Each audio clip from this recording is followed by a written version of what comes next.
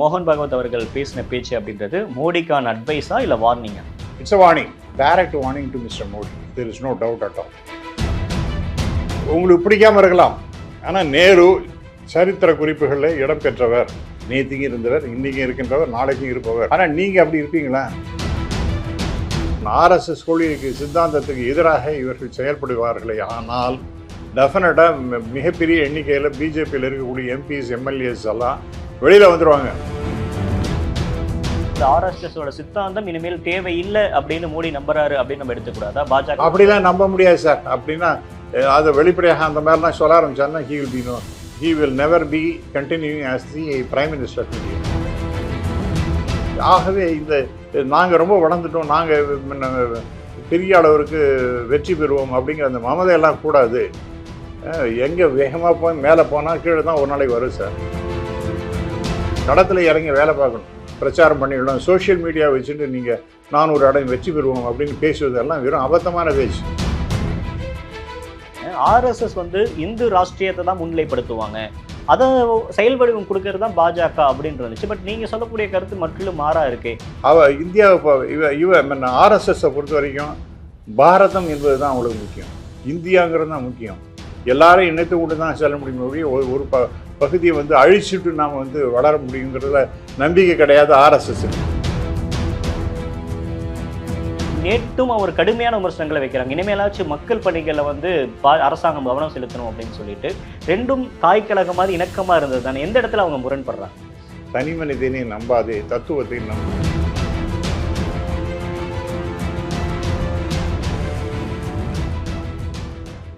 அனைவருக்கும் வணக்கம். இன்றைய சிறப்பு நேர்காணலில் நம்மோடு இணைந்திருக்கிறார் அரசியல் விமர்சகர், எழுத்தாளர் ராமசுப்ரமணியன் அவர். சார் வணக்கம். வணக்கம் சார். சில மாதங்களுக்கு முன்னாடி நம்மளுக்கு கொடுத்த ஒரு பேட்டியிலையுமே நீங்கள் சொல்லியிருந்தீங்க, கடந்த முறை மாதிரி மோடி வேவ் அப்படின்றது இல்லை. குறிப்பாக ஊபி, மகாராஷ்டிரா போன்ற மாநிலங்களில் ஆர்எஸ்எஸ்ஸே மோடிக்கு எகென்ஸ்டாக வேலை பார்க்குறாங்க. சேம் டைம் மோடிக்கு ஆதரவாக அவங்க இல்லை அப்படின்ற மாதிரி ஒரு ஸ்டேட்மெண்ட் சொல்லியிருந்தீங்க. ரிசல்ட்டும் அப்படி தான் நம்மளுக்கு காட்டுது.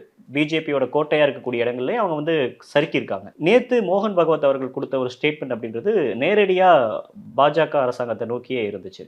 இந்த விவகாரங்களை எப்படி பார்க்குறது? இதை பற்றின உங்களோட முதற்கட்ட பார்வை என்ன? ஒரு 2 செக்மெண்ட்டாக அதை பிரிச்சுப்போம். முதல் செக்மெண்ட் எப்படின்னா, ஆர்எஸ்எஸ் என்ற இயக்கத்தை ஒரு சாதாரணமாக கணக்கு போட்டிருக்காங்க. பிஜேபி நாம் ரொம்ப வளர்ந்துட்டோம் அப்படிங்கிற மாதிரி ஒரு எண்ணப்பாடு அவங்களுக்கு வந்துடுது.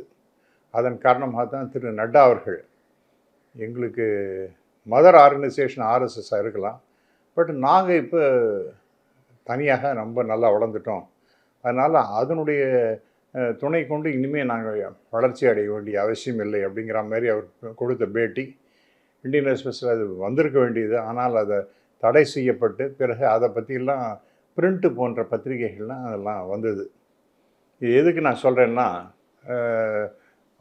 பிஜேபி தன்னை மிக உயர்வாக எண்ணிக்கொண்டு ஆர்எஸ்எஸ்ஸை தேவையில்லை அப்படிங்கிற மாதிரி அவர்கள் வேலை செய்தது என்பது அப்பொழுதே தெரிஞ்சுது. சரி, ரைட், இது சரியான பாதையில் பிஜேபி போகலை, ஆர்எஸ்எஸ்ஸை இக்னோர் பண்ணுறாங்க, ஆர்எஸ்எஸ் இக்னோர் பண்ணால் அவர்களால் வெற்றி பெற முடியாது அப்படிங்கிறது தான் என்னுடைய அனுமானம். பலருடைய அனுமானமும் அப்படி தான் இருந்தது. இந்த சங்கத்தோடு தொடர்பு உள்ளவர்கள், பிஜேபி சங்கம் ரெண்டுத்துலேயும் தொடர்பு உள்ளவர்கள், இவர்களுக்கெல்லாம் நன்றாகவே தெரியும் what is a core strength of RSS அப்படிங்கிறது. அதுதான் நடந்தது என்பது உண்மை. அது எங்கன்னா மகாராஷ்டிராவில் ஒன்று இருக்கலாம், உத்தரப்பிரதேசம் ரொம்ப விசிபிளாக தெரிஞ்சிருக்கு. அதாவது அவங்க நிறைய நீங்கள் போய் ஓட்டெல்லாம் போடுங்க அப்படின்னு சொல்லியிருக்காங்களே அப்படி பிஜேபிக்கு போடுங்கன்னு ஒன்றும் சொல்லலை ஆர்எஸ்எஸ். அது ஒரு மிகப்பெரிய இழப்பு என்று தான் சொல்லணும். ஏன்னா அங்கெல்லாம் ஆர்எஸ்எஸ்னுடைய ஸ்ட்ரென்த்து ரொம்ப அதிகம் உத்தரப்பிரதேஷில். அதே போல் நீங்கள் பீகார் எடுத்துட்டிங்கன்னா இன்ஃபேக்ட் அங்கே நல்லா வேலை செஞ்சுருக்காங்க. ஏன்னா எல்லா இடத்துலையும் நம்ம எகென்ஸ்டாக செய்ய வேண்டாமோ அப்படிங்கிற ஒரு எண்ணப்பாடு இருக்கிறதுனால அந்த மாதிரி செஞ்சுருப்பாங்களோன்னு நான் நம்புகிறேன். அது மாதிரி முழுக்க எல்லா இடத்துலையும் மத்திய பிரதேஷ் அந்த இடம்லாம் ஆர்எஸ்எஸ் ரொம்ப ஸ்ட்ராங். அதேமாதிரி குஜராத் பிரெட்டி ஸ்ட்ராங். அங்கெல்லாம் வேண்டவே வேண்டாம், இவங்களுக்கு ஒன்றும் ஒத்தாசையே பண்ண வேண்டான்னு வேலை செய்யாமையே விட்டுருந்தாங்கன்னா டெஃபினட்டாக இன்றைக்கி பிஜேபிக்கு 180 இடம் கூட கிடச்சிக்கிறது வாய்ப்பு இல்லை. 240 பெரும்பான்மையாக இருக்காங்க, அது கூட வர வாய்ப்பு இல்லை அப்படின்றீங்களா? 240ங்கிறத விட 180 190 தான் வந்திருக்க வாய்ப்பு. அதனால் அதை ரொம்பவும் நாம் அடிக்க வேண்டாம் அப்படிங்கிற மாதிரி அவர்கள் செய்து ஒரு பாடம் கற்றுக் கொடுப்போம். என்ன விரும்பல சார்? நீங்க கடந்த பேட்டியிலேயே சொல்லியிருந்தீங்க. ஒரு சில பிஜேபியோட நிலைப்பாடுகள்ல ஆர்எஸ்எஸ்க்கு விருப்பம் இல்ல அப்படின்றத சொல்லியிருந்தீங்க. நேற்றும் அவர் கடுமையான விமர்சனங்கள வைக்கிறாங்க. இனிமேலாச்சும் மக்கள் பணிகள்ல வந்து அரசாங்கம் கவனம் செலுத்தணும் அப்படின்னு சொல்லிட்டு, 2ம் தாய் கழகம் மாதிரி இணக்கமா இருந்தது தானே. எந்த இடத்துல அவங்க முரண்படுறாங்க? இல்லை, தாய் கழகங்கிறது ஆர்எஸ்எஸ் தான். அதாவது தனி மனிதனை நம்பாதே, நான் இதுதான் நான் உங்கள் தொலைக்காட்சியிலையும் சொன்னேன். தனி மனிதனை நம்பாதே, தத்துவத்தை நம்பு. ஆர்எஸ்எஸ் வந்து அந்த ஆர்கனைசேஷன் துவக்கப்பட்ட நேரத்தில் அடுத்தது யார் யார் நமக்கு வழிகாட்டியாக இருக்க போகின்றார்கள் அப்படின்னு அந்த சுயம் சேவகர்கள்லாம் கேட்கும்பொழுது அதற்கு டாக்டர் ஹெட்கேவார் சொன்னார், நாளைக்கு பாருங்க அப்படின்னு. அப்போ தான் இந்த மறுநாளைக்கு இந்த பகவத் துவஜம் அப்படிங்கிறது அந்த காவி கொடி இதுதான் உங்களுக்கு வழிகாட்டும். அதாவது ஒரு உன்னதமான ஒரு பணியை மேற்கொள்கின்றோம், அதற்கு உன்னதமான ஒரு இலக்கினை வைத்து கொண்டு பயணிக்க வேண்டும், அதற்கு உன்னதமான ஒரு என்ன சொல்கிறது ஒரு இதுதான் நம்முடைய குறிக்கோள் அப்படிங்கிற மாதிரி அதை காமிச்சிருக்காங்க. ஸோ இந்த வகையிலே ஆர்எஸ்எஸ் வந்து தனி மனிதனை துதிப்பாடாது. ரொம்ப இம்பார்ட்டண்ட். மக்கள், சாதாரண மக்கள், சாமானிய மக்கள், உயர்நிலை இருப்பவர்கள் எல்லாரும் ஆர்எஸ்எஸை பொறுத்த வரைக்கும் வேண்டும் தான்.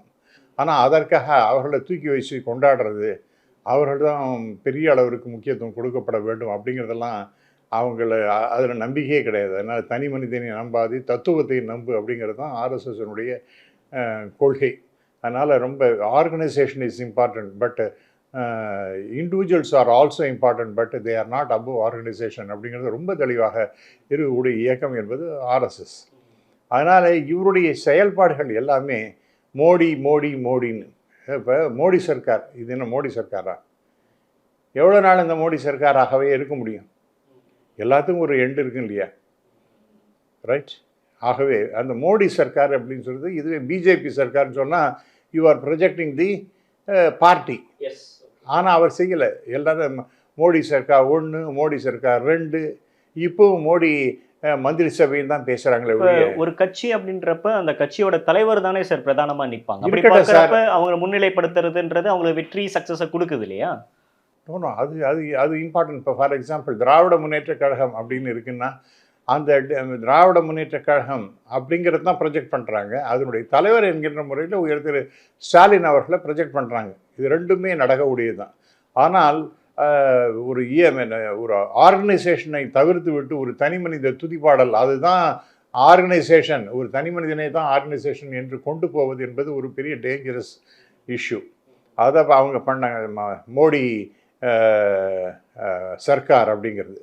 அதே போல் இந்த பிஜேபியினுடைய மேனிஃபெஸ்டோ தேர்தல் அறிக்கை, அதில் நீங்கள் பார்த்தீங்கன்னா மோடி கேரண்டி அப்படின்னு. ஏன்னா இவர் என்ன கேரண்டி கொடுக்க போகிறாரு? இவர் ஏதாவது செய்ய இந்த ஸ்கீமை செய்ய போகிறோம், அதை நடைமுறைப்படுத்த போகின்றோம், இந்த திட்டங்களை எல்லாம் செயல்படுத்த போகின்றோம் அப்படின்னு தனிப்பட்ட முறையில் திரு மோடி அவர்களாக பண்ண போகிறாங்க.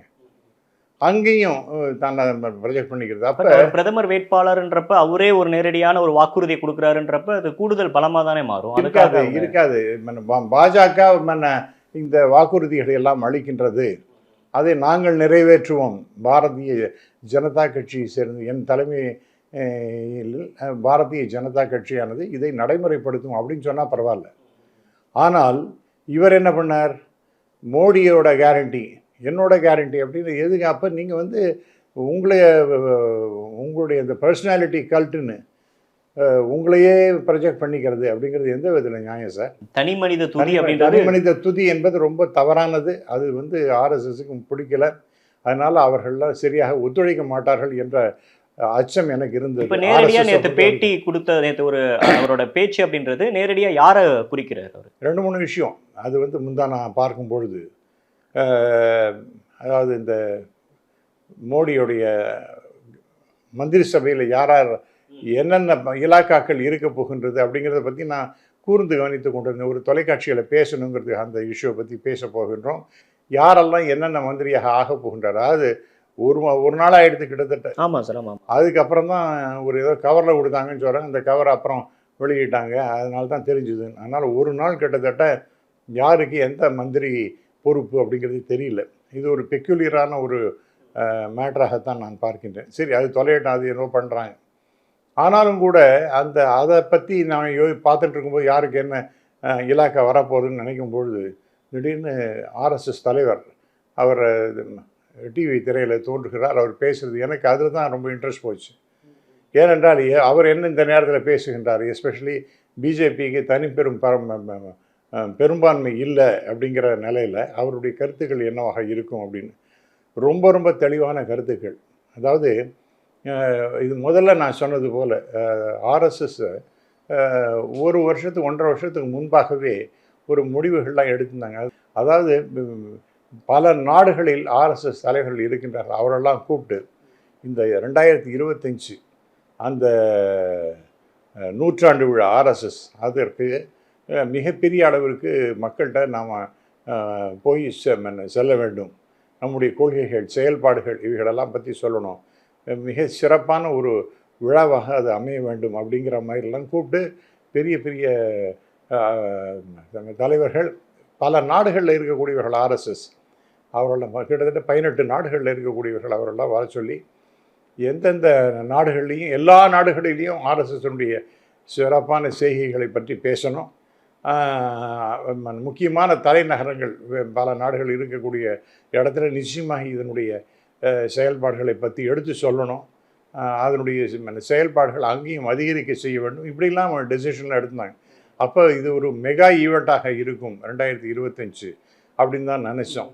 ஆனால் இந்த எலெக்ஷனுக்கு ஒரு மாதத்துக்கு முன்பாக ஆர்எஸ்எஸ்னுடைய தலைவர் திரு மோகன் பகவத் என்ன சொன்னார்னா, இது ஒரு பெரிய பப்ளிசிட்டிலாம் வேண்டாம், நம்முடைய காரியம்தான் பெரிய பப்ளிசிட்டியாக இருக்கும், காரியம் பெருசாக வீரியம் பெருசான்னா வீரியம் பெருசே அல்ல, காரியம்தான் பெருசு, ஆகவே அந்த காரியத்தை நாம் சிறப்பாக செய்வோம், அது மக்கள்கிட்ட போய் அது மக்களிடம் சேர்ந்து நல்ல பலன் அளிக்கும் என்றால் அதுதான் நம்முடைய கொள்கை கிடைத்த சித்தாந்தத்துக்கு கிடைத்த வெற்றி அப்படிங்கிற மாதிரி அவர் சொன்னார். அப்போவே ரொம்ப தெளிவாக தெரிஞ்சது எலெக்ஷனுக்கு முன்னாடியே ஆர்எஸ்எஸுக்கும் பிஜேபிக்கும் ஒத்து வரல, there is a tug of war going on between these two organisations அப்படின்னு. அதன் காரணமாக தான் நான் சொன்னேன் நிறைய இடங்கள்ல அவங்க பெருசாக ஜெயிக்க மாட்டாங்க, ஆர்எஸ்எஸ் அவங்க இல்லை அப்படின்னு சொல்லியிருந்தேன். ஆமாம், தனி ஒரு சிங்கிள் லார்ஜஸ்ட் பார்ட்டியாக வரலாமே ஒழிய தனி மெஜாரிட்டி அந்த ஆட்சிக்கு அந்த கட்சிக்கு கிடைப்பது ரொம்ப ரொம்ப கஷ்டம் அப்படிங்கிற மாதிரி தான் நான் குறிப்பிட்டேன். அது இதெல்லாம் தான் மனசில் வைத்து கொண்டு நான் பேசினது. அப்படியே தான் நடந்தது. இப்போ முந்தான அவர் பேசும்பொழுது சில விஷயங்கள் சொல்கிறார். ரொம்ப அகங்காரம் இருக்கக்கூடாதுங்கிற. யாருக்கு அகங்காரம்? அகங்காரம் இதே வார்த்தை அரகன்ஸ், தான் என்கின்ற அகந்தை, அது யாருக்கு இருக்குது? நிச்சயமாக திரு மோடி அவர்களுக்கு தான் இருக்குது. அதில் ஒன்றும் சந்தேகமே கிடையாது. அவர் ஒரு ஆர்எஸ்எஸ் ஸ்வயம் சேவக், அதிலேயே ஊறி தெளித்தவர். இதை கூட நான் ஒரு விஷயம் சொன்னேன்னா ஞாபகம் இல்லை. மோடி அவர்களும் பிஹெச்பியினுடைய தலைவர் ஒருவரும் அவங்க 2 பேரும் ஒன்றாகவே ஒர்க் பண்ணவங்க. 2 பேரும் ஸ்வயம் சேவக்ஸ், 2 பேரும் பிரச்சாரக்ஸ், ஆர்எஸ்எஸ் பிரச்சாரக்ஸ். அவங்க 2 பேரும் ஒன்றாக பயணித்து இவர் சீஃப் மினிஸ்டர் ஆகிடுறார். ஆனால் சீஃப் மினிஸ்டர் ஆன பிறகு இவருடைய போக்கே ஒரு மாதிரியாக போய்டுறது. ரொம்ப நிறைய உடை ரொம்ப காஸ்ட்லி உடையை உடுத்துவது, ரொம்ப படாடோட வகமாக நடப்பது, இதெல்லாம் ஒரு லக்ஸூரியஸ் லைஃபு. இதெல்லாம் பார்த்துட்டு அவருக்கு அது ஆமாம், பிரவீன் டகோடியா அப்படிங்கிறவர் அவர் எடுத்து சொன்னார், நான் நீங்கள் ஒன்றா தானேப்பா வேலை செஞ்சோம், நான் ஸ்கூட்டரில் போவேன், நீ பின்னாடி உட்காந்து வருவேன், நம்ம கிடச்சது சாப்பிடுவோம், எங்கே படுத்துக்குமோ அந்த இடத்துல படுத்துப்போம், இப்படி தானே எளிமையான இதாக இருந்தோம். உனக்கு திடீர்னு இந்த பொறுப்பு வந்த பிறகு, ஒரு சீஃப் மினிஸ்டர் வந்த பிறகு நீ உன்னுடைய நடை உடை பாவனை எல்லாமே மாறி போச்சு, ரொம்ப ஆடம்பரமாக உன்னோட வாழ்க்கை போயிட்டு இருக்கேன்னு சொன்ன உடனே அவருக்கு அந்த மாதிரி ஒரு கடுமையான வார்த்தைகள்லாம் பிரயோகம் எல்லாம் வேண்டாம், இது சரியான பாதை இல்லைன்னு சொன்னபோது அவருக்கு என்ன நடந்தது தெரியுமா? அவருக்கு கொலை மிரட்டல் அவரை யாரும் அடித்து போட்டாங்க. ஹாஸ்பிட்டலில் பிரவீன் டகோடியா உள்ளே உட்காண்டிருக்கும் பொழுது அங்கேயே கொண்டுடுவாங்களோன்னு பயந்து அந்த ஹாஸ்பிட்டலை விட்டு ஓடி போயிட்டார் அவர். அப்புறம் இப்போ என்ன இருக்கார், எங்கே என்னென்னு அவரை பற்றி தெரியவே இல்லை. எதற்கு சொல்கிறேன் என்றால், அந்த அளவுக்கு ஒரு தன்னையே உயர்த்தி கொள்வது அப்படிங்கிறது இயற்கையான சுபாவமாக மாறி இருக்கின்றது. அதனால தான் இது ஒரு உல்ஃப் அண்ட் ஆடு அப்படிங்கிறத பற்றி பேசுகிறார்கள். அதாவது இவர் ஒரு இயற்கையாக ஒரு ஒரு ஓநாய் மாதிரி. அவர் வந்து ஆடாக அவரால் இருக்க முடியாது. ஆடு மாதிரி ஒரு வேஷம் போட்டாலும் ஓநாய் போல இருக்கக்கூடிய குணாதிசயம் கொண்டவர் ஓநாயாகத்தான் இருப்பார். ஆகவே அதுதான் அவர்கிட்ட ஒரு மிகப்பெரிய குணம், அதாவது ஒரு துர்குணம் என்று சொல்லணும். அதெல்லாம் பற்றி எடுத்து அதனால தான் அவர் அகங்காரம் அப்படிங்கிறார். அந்த வார்த்தை பயன்படுத்துறாரு. ஆமாம், அகங்காரங்கிற அதே வார்த்தையை வந்து அரகன்ஸ் டு த கோர் அப்படிங்கிற மாதிரி பேசுகின்றார். ரெண்டாவது, எலெக்ஷன் அப்படின்னு வந்து எதிர்கட்சியும் இருக்கணும், ஆளுங்கட்சியும் இருக்கும். ரெண்டு பேருக்கும் ஒரு காம்படிஷன் இருக்கும், அதை தவிர்க்க முடியாது. அதுதான் ஜனநாயகத்துக்கு ஆரோக்கியம். அதுதான் ஜனநாயகம், அதுதான் ஜனநாயகத்துக்கு ஆரோக்கியம். அப்படி தான்.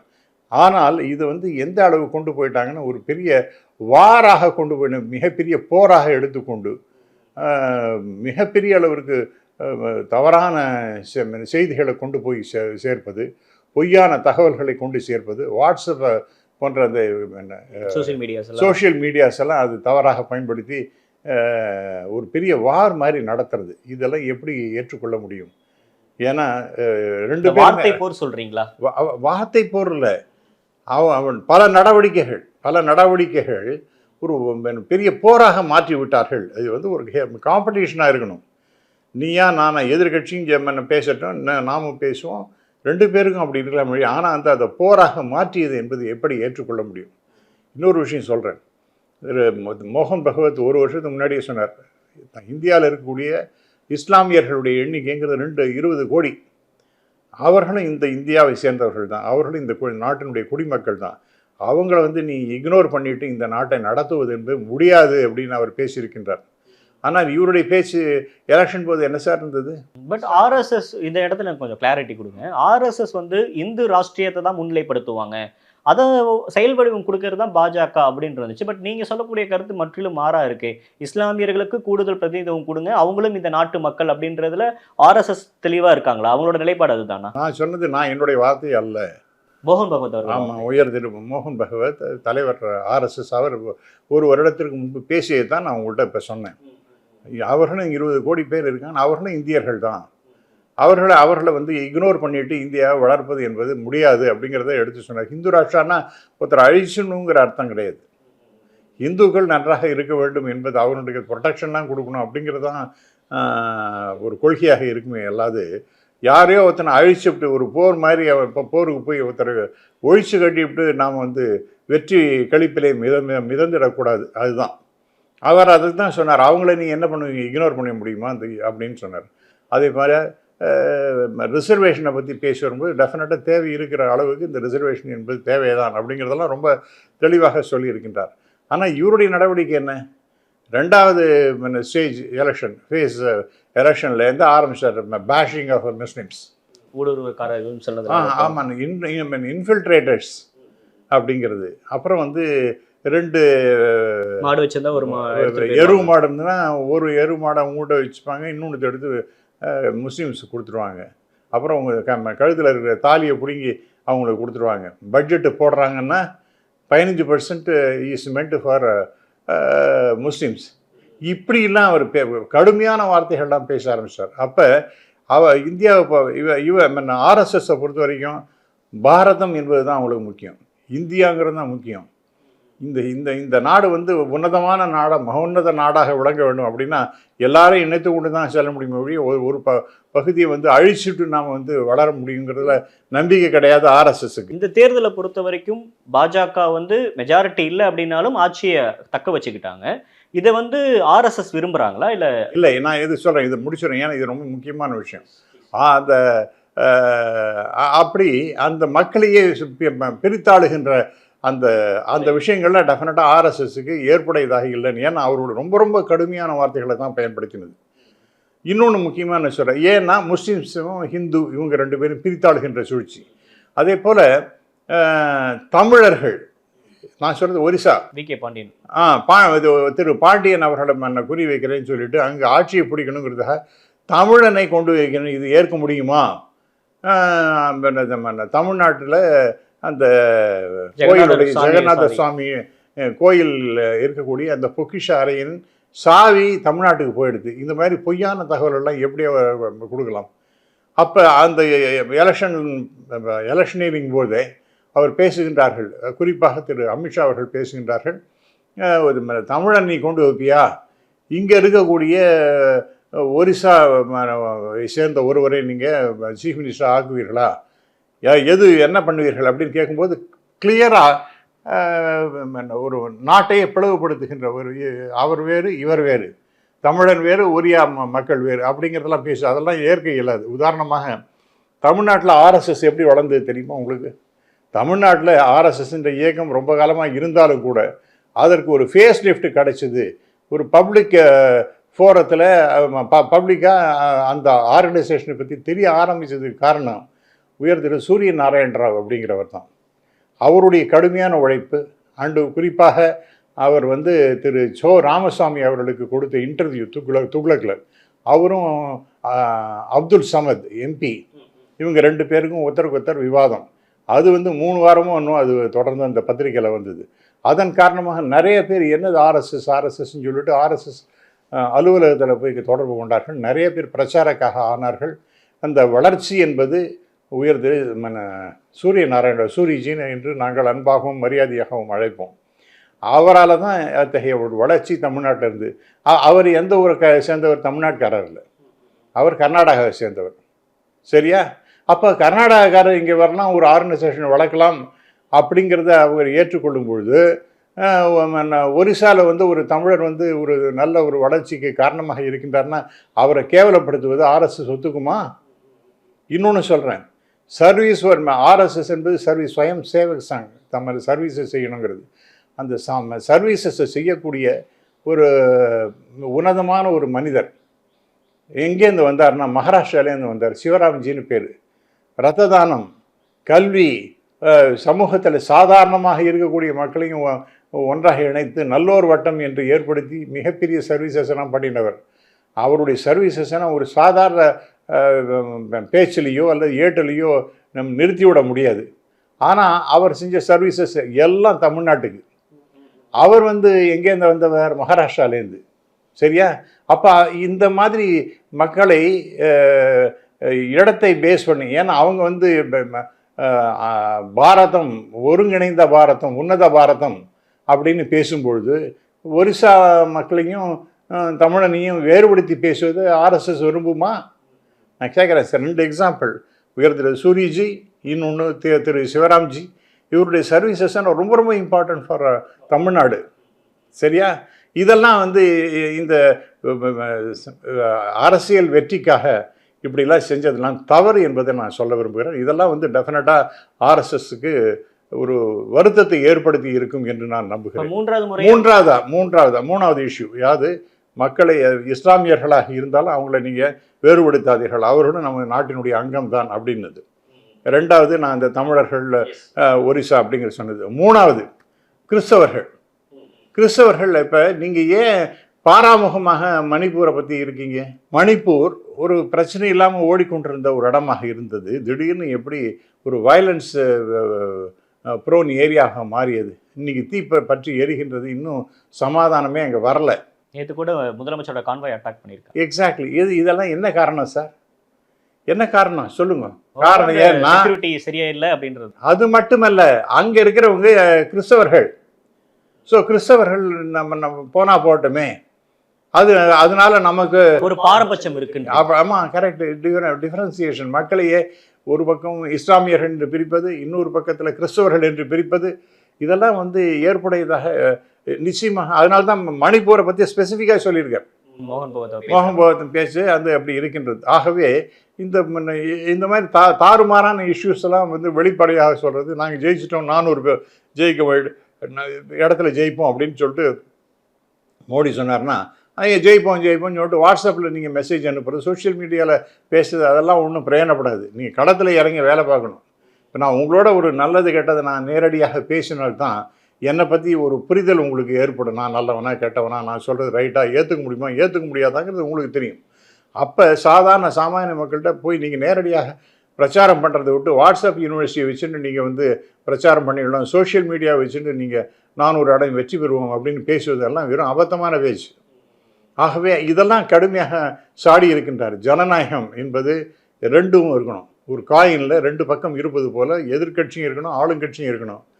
இதெல்லாம் எனக்கு ரொம்ப ஆச்சரியமாக இருக்குது. இதெல்லாம் வந்து ரொம்ப சீரியஸான மெசேஜ். இந்த புதிய அரசாங்கம் ஆரம்பிக்கும் பொழுதே சொல்லப்பட்ட செய்திகள் இதெல்லாம் அவங்களாம் எடுத்துக்கணும். பிஜேபி ரொம்ப சீரியஸாக they should make a thorough introspection about all these facts and figures put forth by the RSS chief. 2014-19 சொல்லாத வார்த்தைகள் இது இல்லையா? அப்படிதானே? ஆமாம், இது அதெல்லாம் பார்க்குறாங்க இல்லையே, அவங்களுடைய நடவடிக்கை எப்படி இருக்குது 2014 2019. ஆகவே இந்த நாங்கள் ரொம்ப வளர்ந்துட்டோம், நாங்கள் பெரிய அளவிற்கு வெற்றி பெறுவோம் அப்படிங்கிற அந்த மமதையெல்லாம் கூடாது.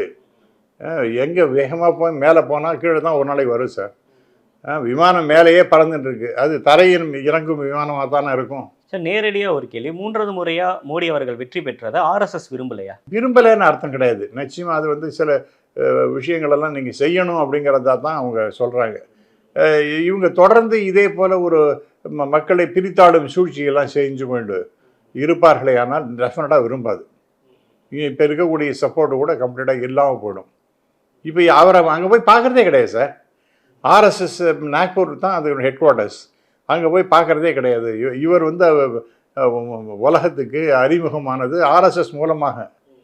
ஆனால் அவர் ஒரு ஆர்எஸ்எஸ் ஸ்வயம் சேவக், ஒரு ஆர்எஸ்எஸ் பிரச்சாரக், அப்படி தான் அறிமுகமானது. ஒருவேளை ஆர்எஸ்எஸோட தேவை அல்லது ஆர்எஸ்எஸோட சித்தாந்தம் இனிமேல் தேவை இல்லை அப்படின்னு மோடி நம்புறாரு அப்படின்னு நம்ம எடுத்துக்கூடாதா? பாஜக அப்படிலாம் நம்ப முடியாது சார். அப்படின்னா அதை வெளிப்படையாக அந்த மாதிரிலாம் சொல்ல ஆரம்பிச்சாருன்னா he will never be continuing as the Prime Minister of India. I can write it and give it to you. அந்த மாதிரிலாம் ஒரு நம்ம எலெக்ஷன் அப்பயே சொன்னோம். பட் இப்போ அவர் தானே பிரைம் மினிஸ்டர், அத்தனை பிரச்சனைகள் கடந்து அவர் பிரைம் மினிஸ்டர் ஆகிட்டார். சார், பிரைம் மினிஸ்டராக இருக்கலாம் சார், நிறைய செக்ஸ் அண்ட் பேலன்சஸோட தான் இருக்குது. இது வந்து ரொம்ப it's not a bed of roses, it's a path of thorns. அப்படி தான் நான் சொல்லுவேன். இது போகின்ற பாதை என்பது நிறைய முள் நிறைந்த பாதை. ஏதோ குஷி படுக்கையில் படுத்துட்டு இருக்கிற மாதிரி அர்த்தம் கிடையாது. ஆனால் இதே மாதிரியே பண்ணியிருந்தாங்கன்னா டெஃபினட்டாக ரொம்ப கோர் ஆர்எஸ்எஸ் பீப்புள், அவங்களாம் பிஜேபியில் இருக்காங்க, அவங்க தான் அடிப்படையானவர்கள். இந்த மாதிரி ஆர்எஸ்எஸோடு எதிர்த்து போராடுகின்ற மனப்பான்மை அல்லது அவர்களுக்கு எதிராக பேசுகின்ற செயல்பாடுகள் என்று இருக்குமே, ஆனால் அவங்களாம் வெளியில் வந்துடுவாங்க. ஏன் நான் சொல்கிறேன்னா, அதை நான் சிக்கல் ஏற்படும் சார். ஒன்றும் இல்லை சார். 1977 ஜனதா பார்ட்டி உருவாகின்றது. அப்போ ஜனசங்கம் அதில் தன்னை இணைத்து கொள்கிறது. ஜனசங்கிறது அதோட காலியாக போச்சு, ஏன்னா அதில் கரைச்சுண்டாச்சு. ஆனால் அதில் பிரச்சனை என்ன வந்து தெரியுமா? அப்போ ஜனசங்கத்திலையும் இது ஜனதா பார்ட்டியிலையும் ஒரு மெம்பர், ஆர்எஸ்எஸ்லேயும் மெம்பர். அப்போ நீங்கள் dual membership should not be there அப்படின்னு சொல்லிட்டு மிகப்பெரிய எதிர்ப்பு வந்தது. அதன் காரணமாக அந்த ஆட்சியை கவுந்து போச்சு.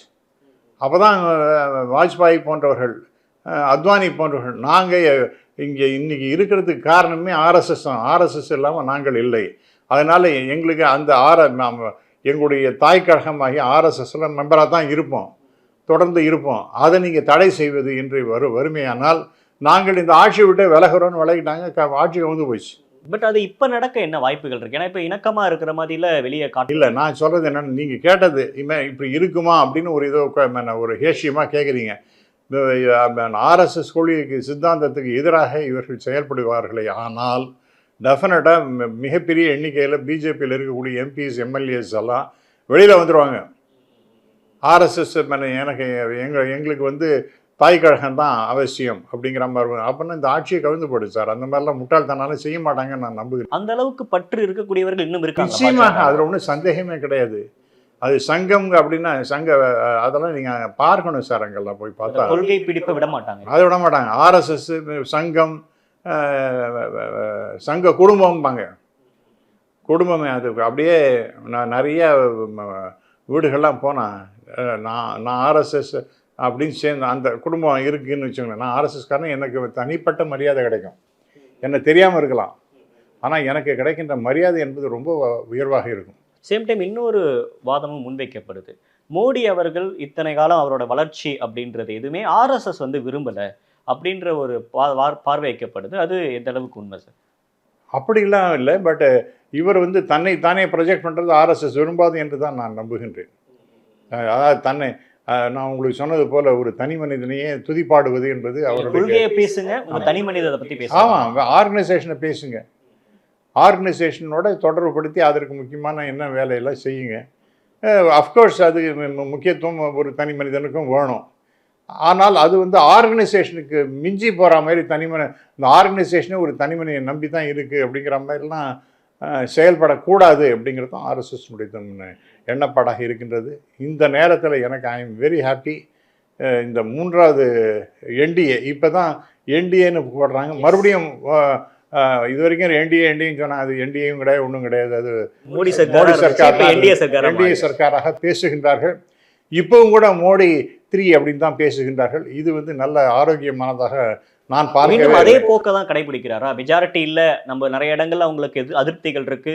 ஃபைசாபாத்ல தோற்கிறாங்க, மோடி 4 ரவுண்ட் வரைக்கும் பின்னடைவு, இது எல்லாமே கூட மோடியோட கான்ஃபிடென்ட் எந்த வகையிலும் குறைக்கல. ஒரு பழைய மாதிரியே தான் இருக்கிறாரா? அப்படிதான் இருக்கார். இன்னைக்கு ஒன்றும் அப்படி பார்க்கும்பொழுது டெஃபினட்டாக அவர் தொடர்ந்து அதே மாதிரியான ஆட்டிடியூட் தான் இருக்குது. இன்னும் சொல்ல போனால் வெளியில் வர செய்தியெல்லாம் சொன்னால் 18,000 19,000 ஓட்டு இன்னும் பின்தங்கி இருந்தார் அப்படின்லாம் சொல்கிறாங்க. முதல்ல 6,000 5,000 4,000 800 அப்படின்னு தான் நமக்கு தெரிஞ்ச வழியே. இன்ஃபேக்ட் 18,000 ஓட்டு கூட பின்தங்கி இருந்தார் அப்படிங்கிறதெல்லாம் பற்றி கூட செய்திகள்லாம் வருகின்றன. அதெல்லாம் என்னன்னு தெரியாது. ஆனால் இந்த தனி மனித துதிப்பாடல் ஒரு இதோட நிறுத்திக்கணும்னு சொல்ல வரீங்க? இது வந்து ஆமாம், இந்தியாங்கிறது தான், பாரதங்கிறது தான் சார் முக்கியமானது. இந்தியாங்கிறது தான் முக்கியமானது. இதில் எவ்வளோ men may come men may go, but the country goes on for ever. Correct? The country goes on for ever. இந்த பாரதம் நேற்றுக்கு இருந்தது, இன்றைக்கி இருக்குது, நாளைக்கும் இருக்கும், என்றைக்கும் இருக்கும். ஆனால் தனி மனிதர்கள் இவர் இந்த மாதிரி தனியே புகழ்பாடி கொண்டே இருந்தார்னா, சார் மகாத்மா காந்தியை நீங்கள் எப்படி சார் இவ்வளோ கீழ்த்தரமாக பேச முடியும்? ரைட்? அவர் நேற்றுக்கு பேசினார்கள். சவுத் ஆஃப்ரிக்காவில் அவர் இருக்கும்பொழுது அவருடைய பெருமை தெரிஞ்சது. இங்கே வந்த பிறகு மகாத்மா காந்தியை கொண்டாடினார்கள். அவரால் தான் இன்ஸ்பயர் ஆனது கோடிக்கணக்கான மக்கள். சரியா? அதே போல் இந்த நாடு சுதந்திரம் பெற்றதற்கு மிக முக்கியமான காரணம் அவரோடது. இந்த தண்டி யாத்திரைங்கிறது உலகத்தில் இருக்கிற அவ்வளோ மீடியாவும் கவர் பண்ணது. அது இவ்வளோலாம் இருக்கும்பொழுது அவர் வந்து ஒரு துச்சமாக பேசினதுங்கிறது யார் சார் ஏற்றுக்கொள்ள முடியும்? அப்போ மகாத்மா காந்தியை விட நாம் அவரை வந்து இந்த ஒரு சினிமா எடுத்து அட்டன் பண்ணுறோங்கிற ஒரு சினிமா எடுத்ததுனால தான் உலகத்தையே தெரிஞ்சுன்னு அப்போ ஒரு எவ்வளோ வன்மமான ஒரு பேச்சு. இவரும் அவர் குஜராத்தை சேர்ந்தவர். இந்த காந்தி அவருடைய பெருமை இன்னும் 100 வருஷம் 1000 வருஷமாக இருந்தாலும் இருக்கும். ஆனால் திரு மோடி அவர்களை பற்றி இருக்குமா? இன்றைக்கி எவ்வளோ பேர் சார் நினைக்கிறீங்களா நீங்கள்? நான் கேட்குறேன், வாஜ்பாய் பற்றி இப்போ எவ்வளோ பேர் பேசுகிறாங்க சார்? பட் இப்போ இந்தியா பிஜேபி அப்படின்னு நீங்கள் எடுத்துட்டீங்கன்னா, பிஜேபி ஆட்சி நடந்தது, என்டிஏ ஆட்சி நடந்தது, அதெல்லாம் ரைட்டு. அதில் வாஜ்பாய் என்பவர் இருந்தார் அப்படிங்கிறத பேசுகிறாங்கல்ல சார். வாஜ்பாய் மாதிரி அனுசரித்து என்டிஏ ஆட்சி ஏன்னா இட்ஸ் எ கம்பேர். என்டிஏ அவர் எப்படி இருந்தார், இவர் இப்படி இருக்கார், அந்த இதாக இருக்க மொழிய அவருக்கு வந்து பெரிய ஒரு ஹிஸ்ட்ரியில் ஒரு இடம் கிடைக்கிறாப்புல ஒரு இல்லையே. இன்னைக்கு நேருவை பற்றி அப்படி இருக்குது. உங்களுக்கு பிடிக்காமல் இருக்கலாம், ஆனால் நேரு சரித்திர குறிப்புகளில் இடம்பெற்றவர். நேற்றுக்கும் இருந்தவர், இன்றைக்கும் இருக்கின்றவர், நாளைக்கும் இருப்பவர். மகாத்மா காந்திக்கும் அப்படி தான். ஆனால் நீங்கள் அப்படி இருப்பீங்களா? எதுவுமே சாஸ்வதம் கிடையாது, எதுவும் நிரந்தரம் என்பது கிடையாது. அதை புரிந்து கொண்டு நம்ம கொடுத்த வாய்ப்பை நல்லபடியாக பயன்படுத்தி இந்த நாடு முன்னேற வேண்டும், மக்கள் நன்றாக இருக்க வேண்டும் அப்படின்னு முயற்சி செய்து அதற்காக ஒரு ஒரு நடவடிக்கை எடுக்கணும். அப்படின்லாம் நல்ல விஷயங்கள்லாம் செஞ்சார்னா நிச்சயமாக அவரும் சரித்திர குறிப்புகளில் இடம்பெறுவார். இல்லைன்னா அவரும் he was the prime minister for India for some time அப்படின்னு சொல்லிட்டு அதோடு நடிக்கிறவாங்க. அதுக்கு மேலே ஒன்றும் பெருசாக அவருக்கு பேரெல்லாம் கிடைக்காது. இறுதியாக ஒரு கேள்வி, நேற்று மோகன் பாகவத் அவர்கள் பேசின பேச்சு அப்படின்றது மோடிக்கான அட்வைஸா இல்லை வார்னிங்கா? It's a warning. It is அதாவது ஃபேக்டை சொல்லி அப்படின்னா ஃபேக்ட்ஸ் ஆஸ் தே ஆர் அப்படிங்கிறத சொல்லி it's a warning, direct warning to mister Modi. There is no doubt at all. நிறைய விஷயங்கள் பகிர்ந்துக்கிட்டீங்க சார். நேரம் கொடுத்தமைக்கு நன்றி. நன்றி.